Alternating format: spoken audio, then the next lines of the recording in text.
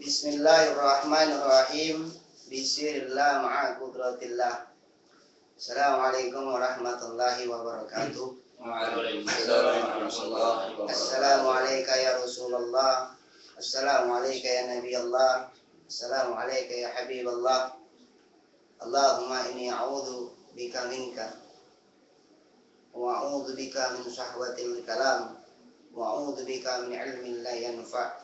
Allahumma inni as'aluka fahman nabiyyin wa ibzal mursalin wa ilhamal malaikatil muqarrabin. Allahumma aghnina bil ilmi wa zayyinna bil hilmi wa akrimna bit taqwa wa jamilna bil afiyah ya arhamar rahimin. Rabbi shrah li sadri wa yassir li amri wa hlul 'uqdatam min lisani yafqahu qawli. Saddid lisani wahdi qalbi bihaqqi Muhammadin sallallahu alaihi wa barik wasallam. Al-Fatiha bil futuh wal manu wa salahil jasad war ruh wat taubah in nasuh bi anna Allah ayaqbalu minal jami' wa ya'fu anil jami' wa yuslihu sya'nal jami' fid din wad dunya wal akhirah wa ala kulli niyatin shalihah maqbulah fi khairi wa lutfi wa afiyah wa ila hadratin nabi sayyidina wa maulana Muhammadin sallallahu alaihi wasallam wal khulafa'ir rasyidin sadatina Abi Bakri wa Umar wa Utsman wa Ali wa jami'i ikhwani minal anbiya'i wal mursalin thumma ila jami'i azwaji ummahatil mu'minin wa alihi wa sahbihi wat tabi'in wa atba'it tabi'in thumma ila jami'i awliya ilahi ta'ala min masyariqil ardi ila magharibiha barriha wa bahriha al-ma'rufina minhum wal majhulin wa sa'iri sadati sufiyatil muhaqqiqin wa suhada'i was sholihin. Thumma ila arwah jami'i masyayikhina fid din wa walidina wa walidikum wa amwatil muslimina wal muslimat wal mu'minina wal mu'minat wa khususan ila ruh walillah sayyidina al-imam Tajuddin Ahmad ibn Athaillah Iskandari radhiyallahu anhu wa nafa'ana bihi wa bi ulumihi wa asrarihi fid din wad dunya wal akhirah wa anna Allah yaftahu alaina abwabal khairat wa futuhal arifin wa yarzuquna syi'a was salamah wal afiyah wa husnal khatimah wa ila hadratin nabil mustafa sayyidina Muhammadin sallallahu alaihi wa alihi wa sahbihi al-kiramil fatihah. A'udzu billahi minasy syaithanir rajim. Bismillahirrahmanirrahim. Alhamdulillahi rabbil alamin.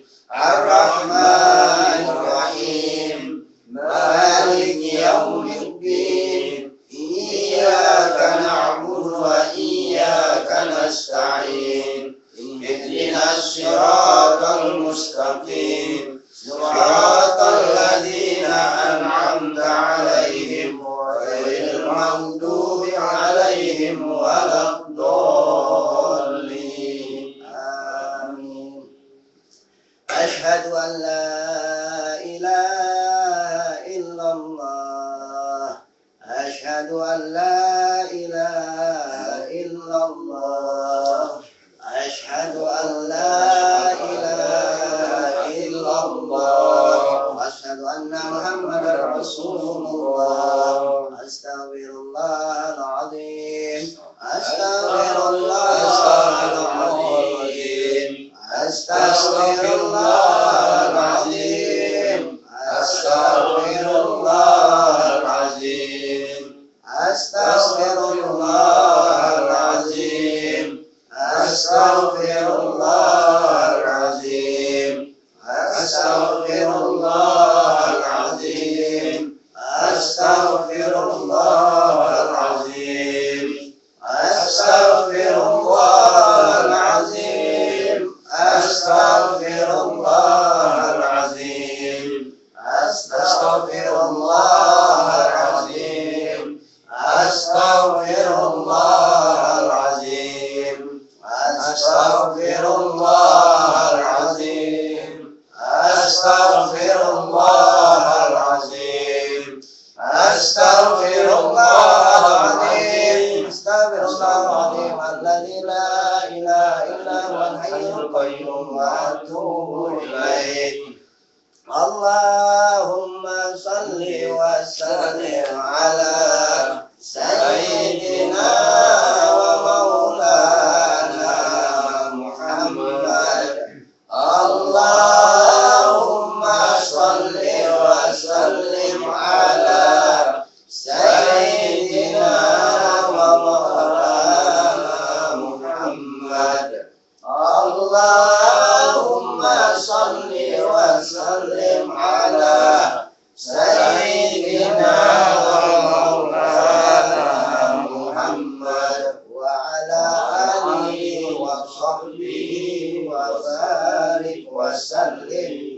كريم أفضل ذكر فاعلم أنه لا إله إلا الله لا إله إلا الله لا إله إلا الله رسول الله صلى الله عليه وسلم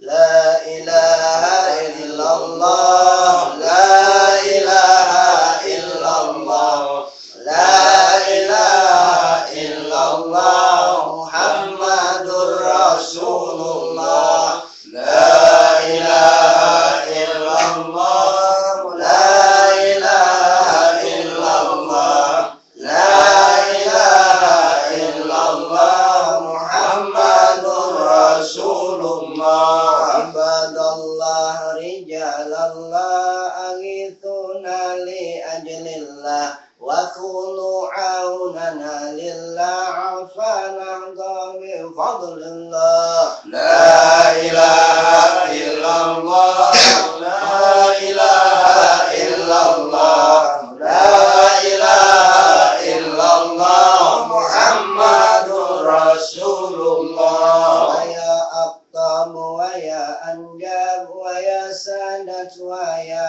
أحباب وأنتم يا أولي الألباب تعالوا وانصروا لله لا إله إلا الله لا إله إلا الله لا إله إلا الله محمد رسول الله سألناكم ولزلفى رجوناكم وفي أمر قصدناكم فشدوا أزماكم لله لا إله إلا الله لا إله إلا الله لا إله إلا الله محمد رسول الله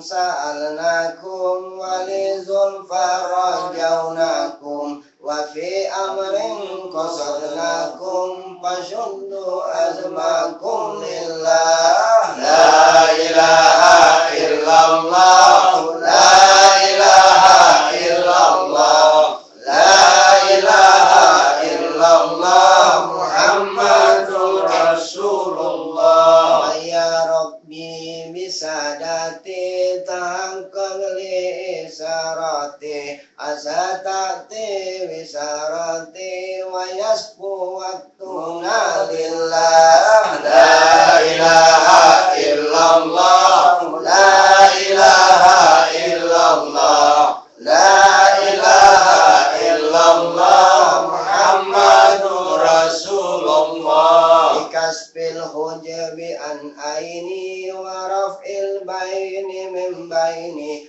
وطمس الخيف والعين بنور الوجه يا الله لا إله إلا الله لا إله إلا الله لا إله إلا الله محمد رسول الله صلاة الله مولانا على من بالهدى جانا ومن بالحق أولانا شفيع الخلق عند الله لا إله إلا الله لا إله إلا الله لا إله إلا الله محمد رسول الله لا إله إلا الله لا إله إلا الله لا إله إلا الله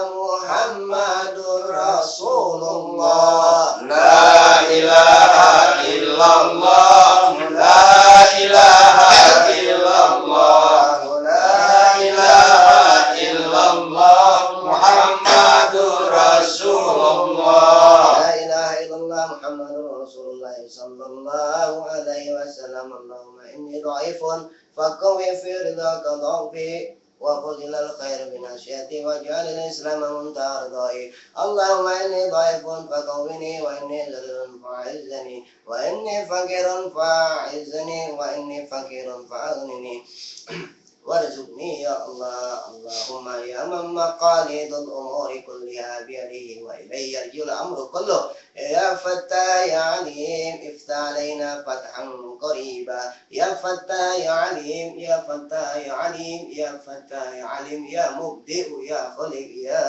الله أعوذ بالله من الشيطان الرجيم بسم الله الرحمن الرحيم Alhamdulillahilladzi an'am alaina bi ni'matil iman wal islam asyhadu an la ilaha illallah wahdahu la syarika lah wa asyhadu anna muhammadan abduhu wa rasuluh la nabiyya ba'dah Allahumma salli wa sallim salata dzatika ala hadrati sifatikal jami'i li kullil kamal al muttasifi bi sifatil jalali wal jamal man tanazzah anil makhluqina fil mithal yanbu il ma'arif rabbaniyati wa hitatil asraril ilahiyyati ghayati muntasailin wa dalili kulli ha'irin minas salikin Muhammadil mahmurin bil awsaf wal dzat wa ahmadi ma madha wa man huwa atin wa salim tasliman bidayatal azal wa ghayatal abad hatta la yahsurahu adadu wa la yunhiyahu amad wardu'an tawabihi bis syari'ah wal tariqah wal haqiqah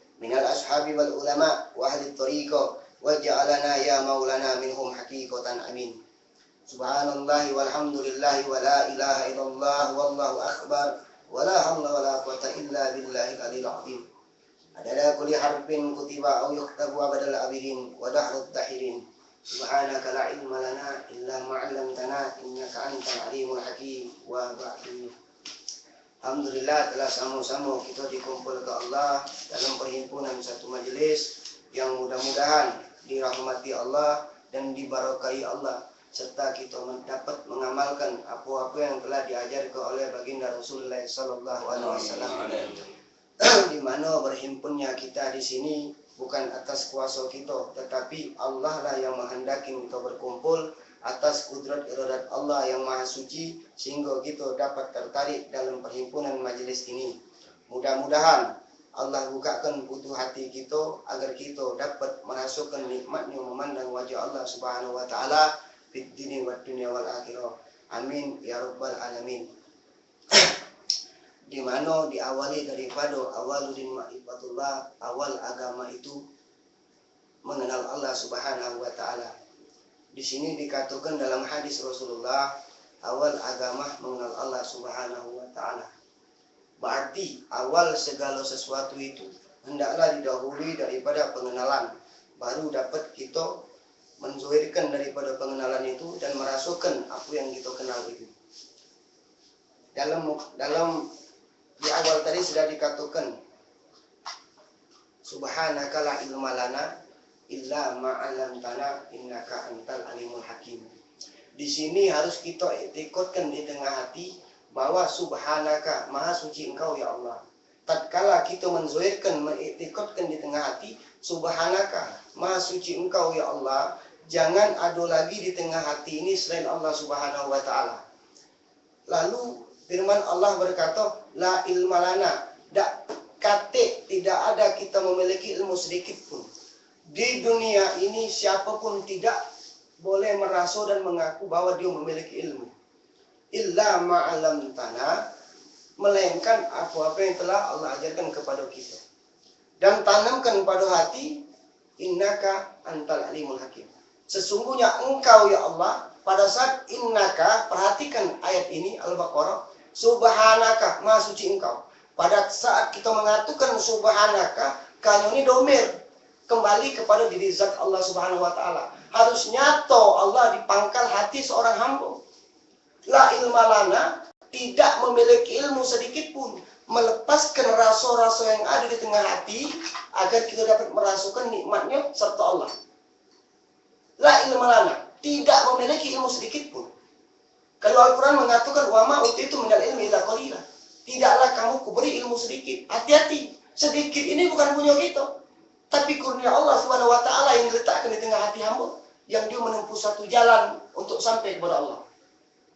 Baca surah An-Naba, faman sa'at takhadha ila rabbihi ma'aba. Barang siapa hendak kembali kepada Allah, hendaklah dia menempuh satu jalan. Jalan apa? Jalan syariat, tarekat, hakikat, wal ma'rifah.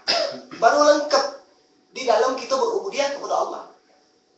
Nah, kembali lagi kepada ayat tadi, subhanaka la ilma lana. Maha suci Engkau ya Allah, kami tidak punya ilmu. Harus ditekankan kepada hati, tidak punya ilmu sedikit pun, illa melainkan ma'alam tanah, apa yang Allah ajarkan kepada hati kita. Tatkala kita merasakan memang kita tidak memiliki ilmu melainkan apa yang diajarkan Allah, maka disitulah kita dapat bersyukur kepada Allah. Karena orang-orang yang dapat bersyukur kepada Allah, orang-orang yang di tengah hatinya memiliki kesadaran penuh bahwa diri dia dulu tidak kati. Dulu diri dia tidak ada, minal adam ilal mawjud, dari tidak ada menjadi ada. Sekarang Allah zuhirkan tugasnya, wa ma khalaqtul jinna wal insa illa liya'budun. Liya'budun ini maknanya likai urab. Untuk mengenal Allah Subhanahu wa ta'ala. Jadi kembali lagi, subhanaka la ilma lana illa ma'allamtana innaka antal alimul hakim. Pada saat ayat berlaku, innaka sesungguhnya engkau ya Allah. Engkau di sini diri zat Allah Subhanahu wa taala. Harus zahir di tengah hati. Innaka antal alimul hakim. Engkau itu maha tahu dan maha bijaksana. Ini yang harus kita tekankan, kita ikutkan di tengah hati. Agar tidak tersalah dalam kita berubudiyah kepada Allah Subhanahu wa taala melalui 4 jalan, yaitu syariat, tarekat, hakikat wal ma'rifah. Nah, di sini juga harus dipahami dalam muqaddimah ini, apa itu syariat, apa itu tariqah, apa itu hakikat, apa itu ma'rifah. Tatkala kita membuka kitab Hidayatul Azkiyah daripada Syekh Zainuddin berkata, "Fasyari'ah kasafinatin." Syariat itu seperti sebuah perahu. Wat tariqah, dan tariqah itu kal bahri, seperti lautan. Wal haqiqah durun golak, mutiara yang sangat mahal. Jadi kalau fasyari'ah kasafinatin wat tariqah kal bahri wal haqiqah durun golak, syariat seperti sebuah perahu, tariqah seperti lautan, dan hakikat itu mutiara yang mahal.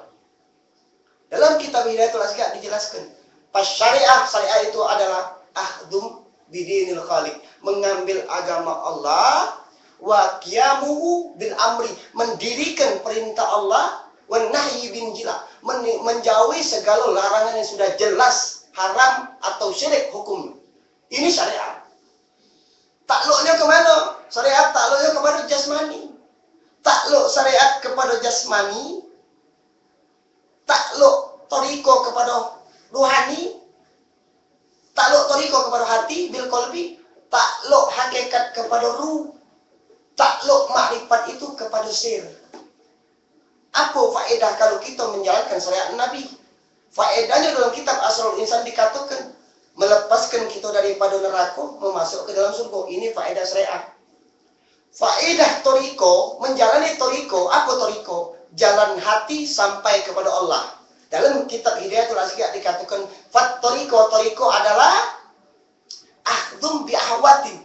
Dia mengambil yang hati-hati. Seperti wara. Itu tariqah. Wa azimah, ada tekad. Ada tekad. Di tariqah itu mengambil yang hati-hati, menempuh satu jalan untuk sampai kepada Allah. Faedah tariqah membersihkan hati, menyempurnakan yakin. Ketika masuk hakikat, berangkat dari syariat tariqah hakikat, apa itu hakikat? Liwusulihi lil maqsad, tujuan untuk sampai kepada yang dituju. Wa musahada nurid tajalli bin jila, menyaksikan keagungan Allah dengan terang dan jelas tanpa tadeng. Itu hakikat. Kitabnya jelas, Hidayatul Azkiyah daripada Syekh Zainuddin. Jadi hakikat itu dikatakan musyahadah. Nurid tajalli bin jila, menyaksikan keagungan Allah dengan terang dan jelas. Apabila seorang hamba menyaksikan Allah dalam keadaan penuh dengan dosa, maka dia akan menangis.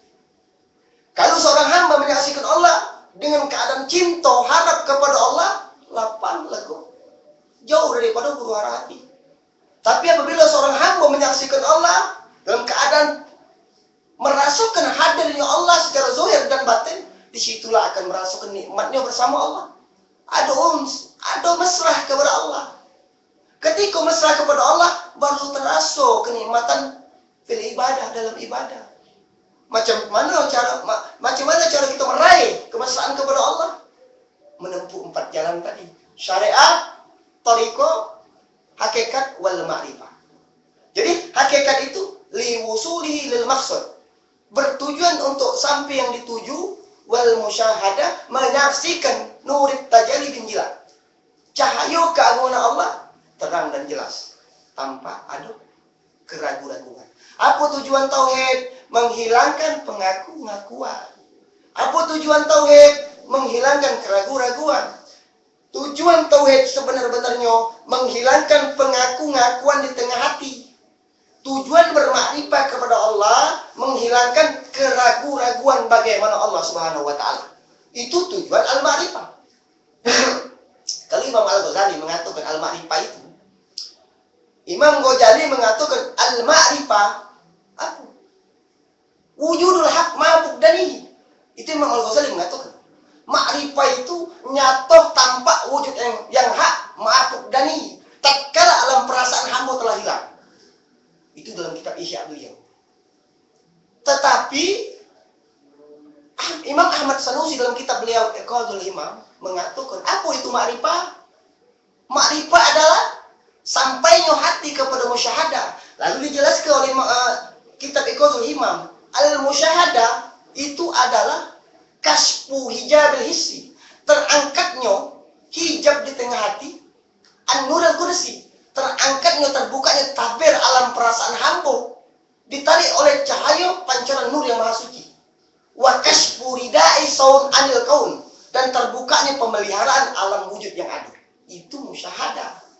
Apabila seorang hamba telah sampai ke derajat ini, kitab Iqadul Himam mengatakan daripada Imam Ahmad Sanusi, wa anta tusyahidu dzatahu fi alami mulki, fi alami malakuti. Pada saat itu kau menyaksikan keesaan zat Allah Subhanahu wa taala di alam malakutnya. Kalau sudah seperti ini, wa huwa yusahiduka fi alami mulki. Allah menyaksikan kalian di alam wujud. Terus berangkat daripada penyaksian kepada Allah, wa anta tusahidu rububiyatahu, engkau menyaksikan rahasia ketuhanan. Wa huwa yusahiduka ubudiyatahu, dan Allah menyaksikan kalian dalam keadaan kehambaan. Ingat, musyahadatu rabbi, penyaksian Allah lil abdi kepada hambanya itu, ihatatu ilmi, meliputi ilmunya, ahwali, keadaannya, wa asrarihi, dan rahasia. Ini dikatakan musyahadah. Ini musyahadah. Bagaimana jalan menempuh musyahadah? Melalui 4 pintu tadi. Tinggikan syariat kenabian, berjalan dalam syariat, menuju tariqah, dari tariqah menuju hakikat, baru bisa bermakrifat kepada Allah. Tadi dijelaskan dalam kitab Asrul Insan bahwa syariat itu takluknya kepada jasmaniyah, bahwa tariqah itu takluknya kepada hati. Faedah bersyariat melepaskan daripada segala hukum, melepaskan daripada siksa neraka, naik kepada surga. Tariqah itu membersihkan hati, menyempurnakan yakin. Sedangkan hakikat itu menyempurnakan nafsu. Faedah dari berhakikat kepada Allah itu menyempurnakan nafsu. Karena nafsu terbagi 7 disusun oleh para aulia. Amarah, lawama, mulhimah, piyanyo, mutmainnah, rodiyah, mardiyah, kamila. Hati-hati. Quran mengatakan yang Allah disuruh kembali, ya ayat Tuhan nafsu mutmainnah. Wahai jiwa yang tenang, irji'i, kembalilah kamu kepada Allah. Galak tak kita kembali kepada Allah? Kalau tak galak, berarti Allah angkat ketenangan tadi. Karena yang menurunkan ketenangan ini, wallazi anzala sakinah fi qulubil mu'minin, Allah. Kalau kita tidak ke Allah, tidak mensesuaikan kenyataan Allah, tidak beribadah dalam ibadah yang diperintah oleh Rasulullah, bagaimana dapat meraih yang namanya ketenangan? Ini. Kalau tujuan berhakikat tadi mencapai ketenangan yang sempurna. Maka dikatakan hakikat itu menyempurnakan nafsu agar masuk wilayah sakinah. Tetapi apabila naik kepada wilayah makrifah, apa itu? Takluknya kepada kemana makrifah? Takluk makrifah itu kepada sir hati. Untuk menyempurnakan musyahadah kepada Allah, menghilangkan pengakuan usaha yang zahir, menghilangkan pengakuan di tengah hati. Itu tujuan bermakrifat. Fana di dalam fana, menyatukan diri ini tidak ada pada hukum sebenarnya. Kullu man 'alaiha fan wa yabqa wajhu rabbika dzul jalali wal ikram. Itu yang dikatakan oleh Al-Qur'an. Nah, ikutin. Nah, mudah-mudahan dalam muqaddimah ini kita dapat sampai kepada Allah Subhanahu wa taala sehingga kita dapat merasakan kenikmatan bersama Allah Subhanahu wa taala. Amin ya rabbal alamin. Baiklah, kita mulai menyambung daripada pelajaran minggu kemarin, yaitu Syarah Hikam. Mudah-mudahan Syekh Ibnu Athaillah sampai kepada hati kita sehingga kita dapat mengamalkan daripada apa-apa yang dikatakan Ibnu Athaillah dan mengikuti apa-apa yang diperintah oleh Rasulullah sallallahu alaihi wasallam. Amin ya rabbal alamin.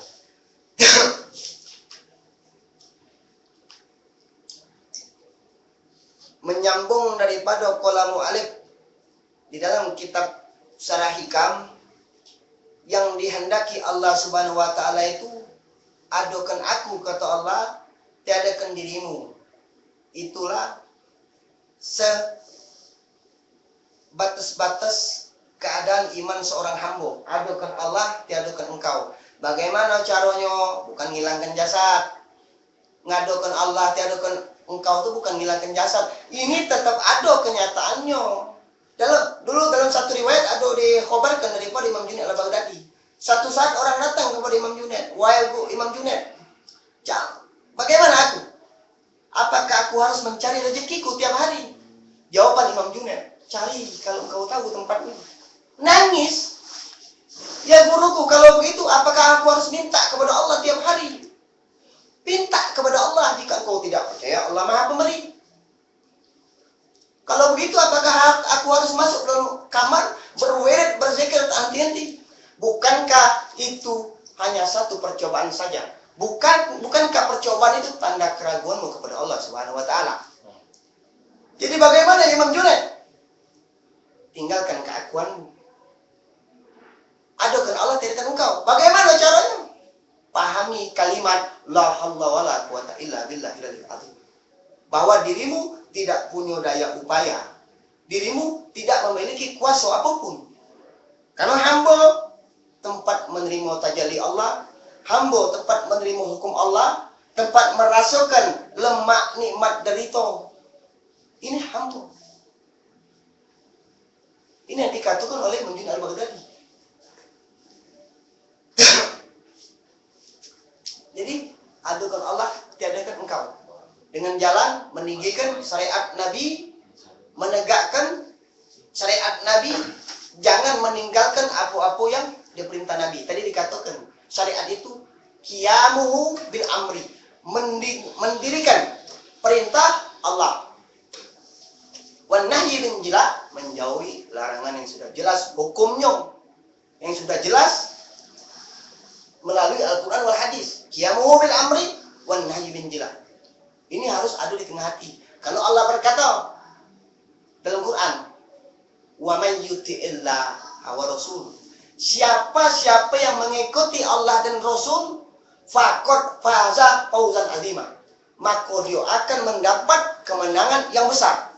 Apabila benar kita mengimani ayat ini, insyaallah bahagia. Wa may yuti'illah wa rasul. Siapa mengikuti Allah dan Rasul, faqad faza fauzan azima. Dia akan mendapat kemenangan yang besar. Jangan berhakikat meninggalkan Nabi. Jangan bertuhan tidak bernabi. Jangan bernabi tidak bertuhan. Ini berbahaya. Ketika kita sudah belajar tentang ma'rifah, jangan tidak semayang lagi. Itu banyak. Ketika kita menjalani syariat Nabi, jangan tidak terus berjalan untuk mengenal batin syariat agar sempurna. Syekh Abdul Qadir berkata, syariat itu seperti pohon. Daunnya itu seperti, rantingnya itu thariqah. Daunnya itu hakikah. Ma'rifah itu buahnya. Itu Syekh Abdul Qadir berkata. Syariat itu pohon, ranting itu thariqah, daun itu hakikah, ma'rifah itu buahnya. Barang siapa meninggalkan syariat Nabi, zindik hukumnya. Siapa meninggalkan syariat Nabi, tidak mengikuti perintah Allah Subhanahu wa taala. Maka dikatakan tadi, wa man yuti'illaha wa rasul, siapa mengikuti Allah dan Rasulnya, faqad faza fawzan azima. Ini jelas. Ini pakaian kita. Ini pakaian hati. Kalau kita ikut Allah dan Rasulnya, faqad faza fawzan azima, mendapat satu kemenangan yang besar. Kalau pengen mendapat kemenangan yang besar, selamat dunia akhirat, ikutin Allah dan ikutin Rasulnya. Sehingga hilang di tengah hati ini pengakuan. Kalau telah hilang pengakuan, maka disitulah ada pujian minallahi ta'ala, antumul a'launa in kuntum mu'minin. Engkau golongan yang kucintai, kata Allah. Engkau yang kutinggikan, karena imanmu benar. Yang mana yang benar imannya? Yang menempuh, yang mengikuti jalan apa-apa yang diajarkan oleh baginda Rasulullah. Baik secara syariahnya, torikonya, hakikonya, wal ma'rifah. Karena kitab Hidayatul Azkiyah mengatakan, min ghairi fi'li syariah, tidak akan lantuh sholat, tidak akan sampai kepada Allah. Min ghairi fi'li syariah, apabila tidak melaksanakan syariat kepada Allah, tidak akan sampai kepada Allah. Bahkan apabila dia sampai kepada Allah, ada tipu daya. Karena Nabi Rasulullah itu sempurna imannya kepada Allah. Yang lebih indah lagi, Rasulullah berkata, aku punya waktu khusus kepada Allah yang tidak dimiliki seluruh umatku. Masya Allah. Aku memiliki waktu khususnya kepada Allah yang tidak dimiliki oleh umatku. Bahkan malaikat pun tidak tahu. Ini Rasulullah. Jadi jangan mengaku makrifah. Barang siapa mengaku melihat Allah setelah dia melihat, kufur. Barang siapa mengaku makrifah setelah dia makrifah, lindek. Karena Rasulullah berkata, ana a'rafukum billah, aku lebih makrifat kepada Allah. Di dalam kurnia Allah Subhanahu wa taala. Jadi tinggikan untuk mencapai daripada makom ihsan, makom kedekatan kepada Allah, tinggikan syariat Nabi. Tinggalkan segala-gala apa yang sudah dilarang oleh Allah dan Nabi-Nya. Mudah-mudahan kita mendapatkan rahasia iman dan hakikat ihsan. Amin ya rabbal alamin.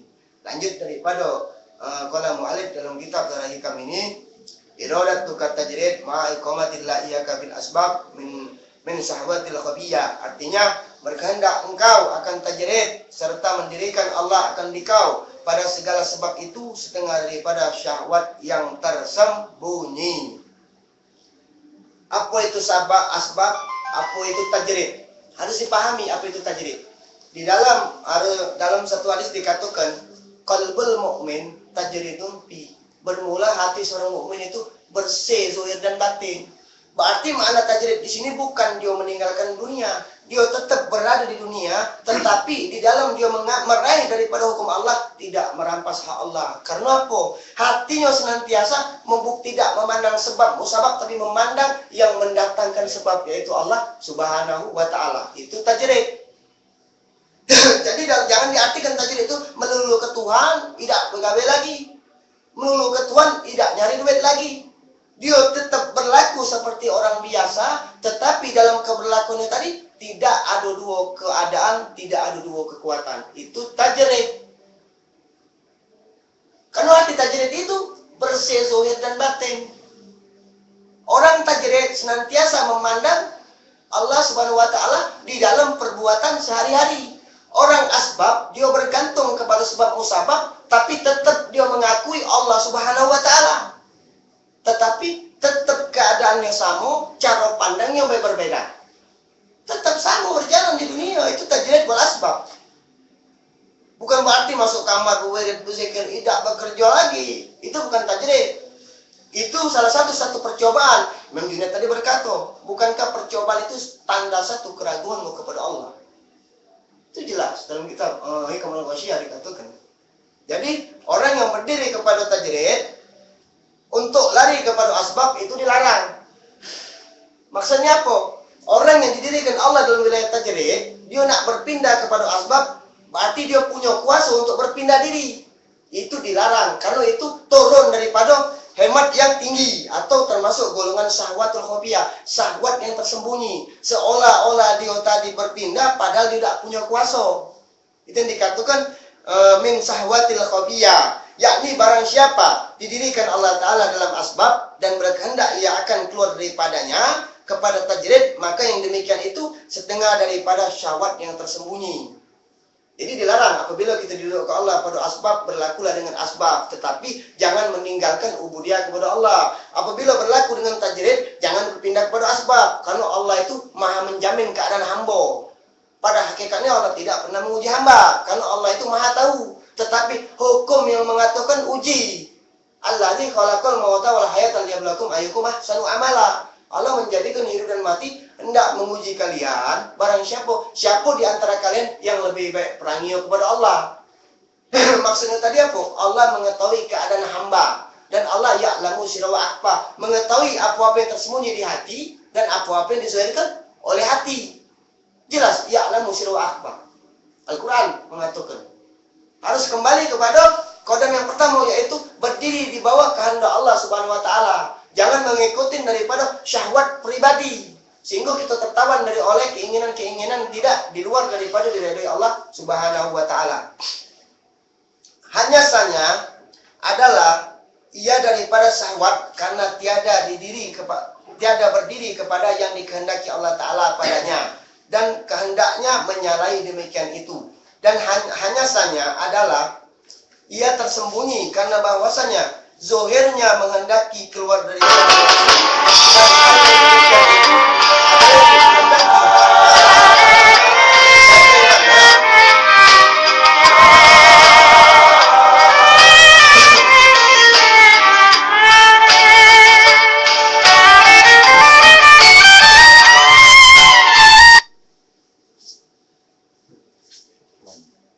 Allah melatih hati. Allah melatih hati itu bagaimana iman kita kepada Allah tatkala didatang ke Allah suara yang banyak, lagu macam-macam, apapun yang dinyatakan Allah melatih hati kita. Bagaimana iman kita kepada Allah? Terhalang enggak dengan suara yang banyak iman kita kepada Allah? Kalau terhalang berarti kita mengambil suara sebagai Allah, sebagai Tuhan. Na'udzubillah, na'udzubillah. Karena tuntutannya kullu ma yusiluka 'anillah fa huwa dunya. Galau-galau yang menghalangi kalian untuk ke Allah itu dunia. Sekalipun sholat, sekalipun zikir. Apabila kalian berzikir menghalangi hati untuk melihat Allah SWT, itu dunia. Ini jelas. Kullu ma yusiluka 'anillah fa huwa dunya. Wa kullu ma yu'inuka 'ala Allah fa huwa al-ukhra. Apapun yang dapat mendorong kalian untuk bermakrifat kepada Allah, mendigih syariat Nabi, itu akhirat. Dengan satu botel nasi dapat bersyukur kepada Allah, itu akhirat. Ada sepiring nasi, marah dengan bini, mana lauk, tidak bersyukur, itu dunia. Itu yang dikatakan tadi. Keluma yusgiluka 'anillah. Pawat dunia, apapun yang menghalangi kalian, menyibukkan, yusgiluka, menyibukkan kalian daripada melihat Allah, berhadap kepada Allah, itu dunia. Kullu ma yu'inuka 'ala Allah fa huwa al-ukhra. Apapun yang dapat mendorong kalian untuk dapat bermakrifat kepada Allah, meninggikan kenabian, maka itu akhirat. Tadi suara tadi sudah disuhir ke Allah, langsung disuhir ke Allah. Terhalang tak hati kita untuk bermajelis? Terganggu tak pengertian kita tentang iman dan yakin? Apabila terganggu, menjadi asbab, musabab kita tadi di tengah hati, rusak hati kita. Maka dikatakan jangan memandang sebab musabab, tapi memandang harus kembali kepada yang menzahirkan sebab musabab, yaitu Allah Subhanahu wa taala. Allah yang musabbibal asbab disabib. Kembali dalam kajian, apabila hendak berpindah dari tajrid ke asbab, itu bagian daripada syahwat yang tersembunyi. Jangan di mana duduk kita, disitulah kita mengikuti kehendak Allah. Jangan memaksa diri untuk berpindah. Terima. Karena wilayah orang-orang yang beriman kepada Allah itu menerima kehendak Allah. Dalam kitab Nasihatul Ubat dikatakan, al-mahabbatu asasul ma'rifah wal iffa alamatul yakin. Cinta itu pokok pangkal ma'rifah, pokok pangkal iman. Memelihara daripada minta-minta dan banyak itu tanda yakin. Nah, warasul yakini, kepala pokok pangkal yakin itu takwa, takut kepada Allah, waredo bitakdirillah. Jadi dia redo dengan takdir Allah. Karena tanda redo Allah kepada hamba itu, redo dulu kita dengan apa-apa yang didatangkan Allah. Kalau dengan apa yang didatangkan Allah kita tidak redo, cak mana Allah nak redo kepada kita? Redo dulu. Apabila Allah mendatangkan susah, redoi dulu. Karena ada hikmah. Ini yang dikatakan. Jadi, bagian daripada syahwat yang tersembunyi apabila kita hendak berpindah, berarti memaksa diri, tidak menerima ketentuan Allah Subhanahu wa Ta'ala. Dan hanya saja adalah daripada syahwat karena tiada berdiri kepada yang dikehendaki Allah Ta'ala padanya dan dikehendakinya menyalahi demikian itu.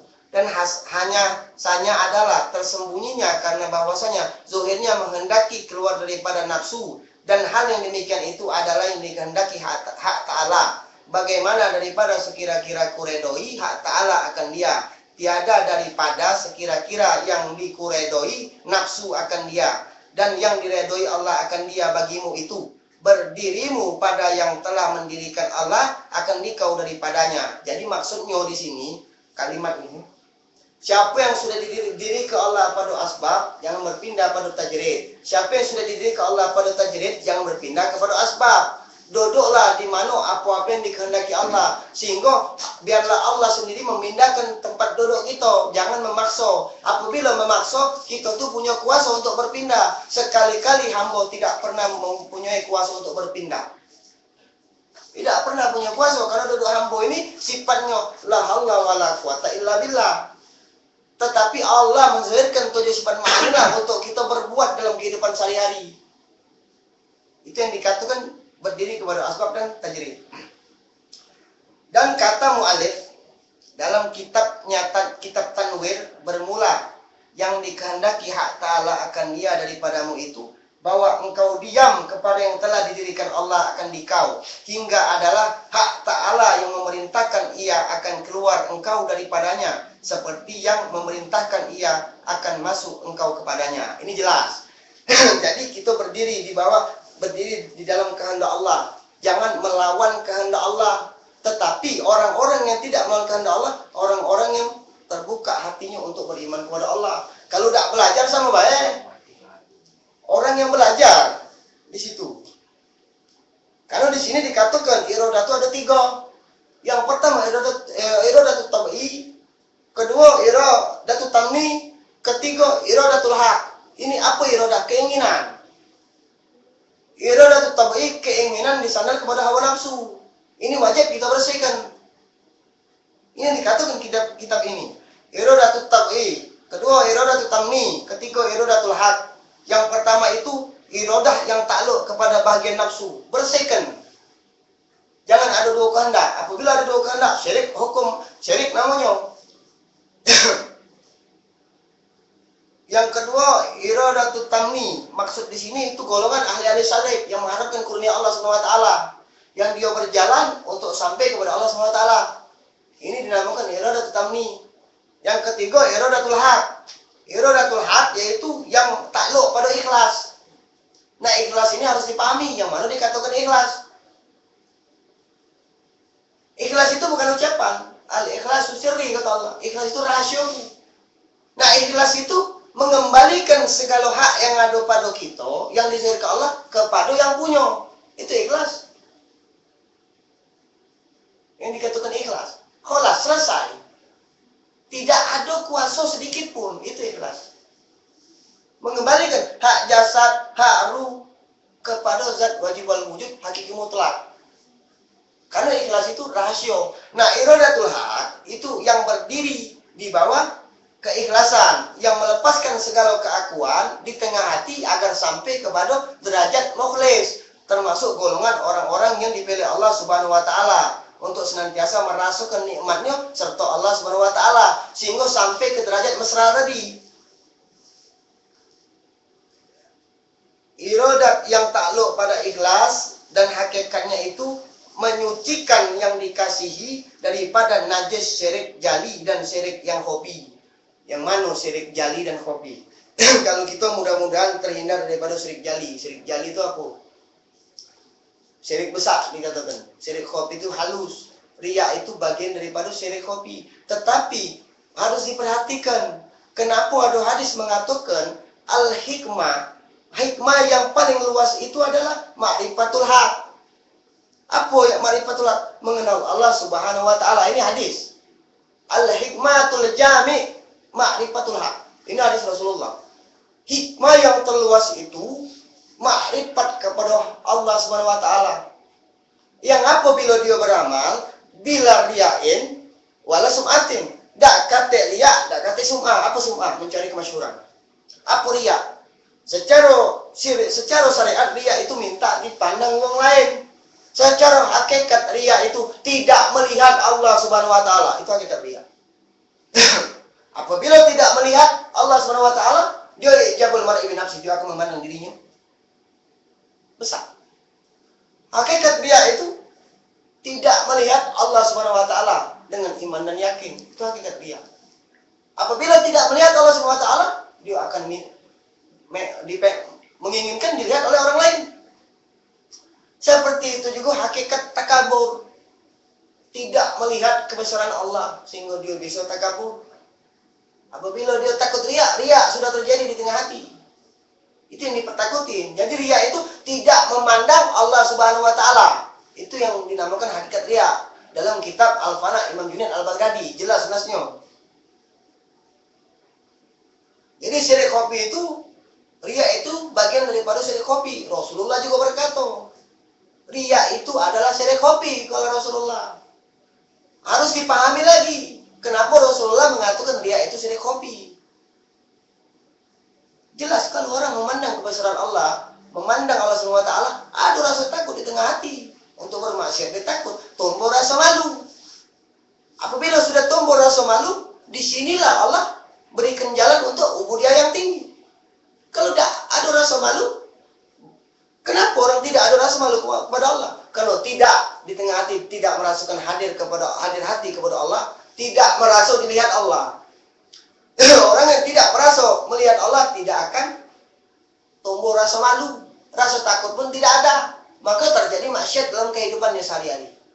Apabila di tengah hati ada rasa takut dan rasa malu, maka akan terhindar daripada perkara maksiat zahir dan maksiat batin. Nah, untuk menggapai menumbuhkan rasa takut kepada Allah dan rasa malu kepada Allah, awali dengan mengenal Allah Subhanahu wa taala. Kalau sudah mengenal, tinggikan ibadah kepada Nabi, tinggikan ibadah kepada Allah dengan jalan apa-apa yang sudah diajarkan oleh baginda Rasulullah. Tadi sudah jelas dipahami di awal tadi bahwa syariat tadi takluk kepada jasmani bukan diulang, tapi harus diulang. Kalau ilmu yang diulang itu ilmu yang bermanfaat. Kata Nabi, ilmu yang bermanfaat adalah ilmu yang diulang-ulang, sehingga kita dapat mengerti benar apa yang dimaksud. Kalau Allah itu menzuhirkan kurnianya tatkala kita melazimi daripada apa yang telah disampaikan. Karena